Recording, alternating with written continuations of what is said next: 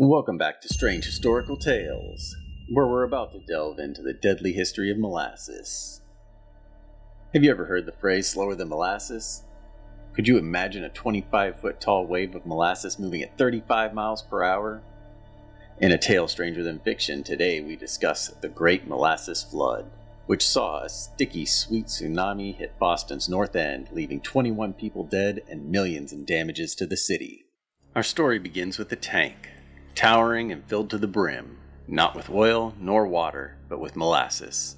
Yes, that slow-moving sweetener, destined for the annals of culinary obscurity, found itself center stage in what would become one of history's stickiest tragedies. Owned by the Purity Distilling Company, this behemoth contained over 2.3 million gallons of molasses, stored ostensibly for the production of alcohol. Little did the citizens of Boston know it was actually a ticking time bomb, sweetened with a dash of hubris and a lack of proper maintenance. On that fateful day in January, as children played and workers went about their business, the tank suddenly burst. Witnesses reported a sound like gunfire as rivets shot out, followed by a 25-foot high wave of molasses barreling down the streets at an astonishing 35 miles per hour. Buildings were swept from their foundations, people and horses were engulfed, and a train was nearly derailed by the oozing onslaught. The North End was transformed into a sticky hellscape, an urban disaster zone caramelized by calamity. The aftermath was grim. 21 souls met their sugary demise that day, either drowning or being crushed by the debris. Another 150 people were injured in the deluge. Rescue efforts were hampered by the molasses itself, which slowed men and machinery alike in their attempts to reach the afflicted.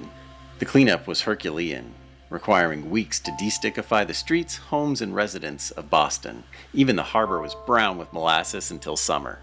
In the wake of the disaster, the blame game began.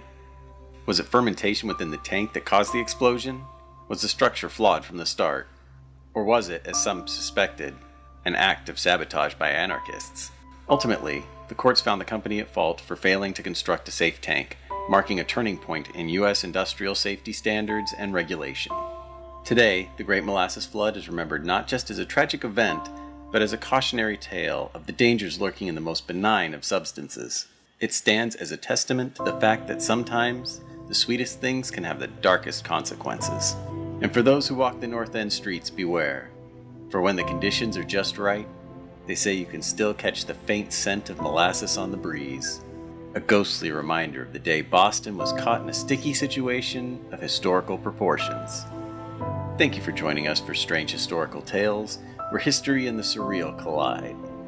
If you enjoyed this content, please like, comment, and subscribe.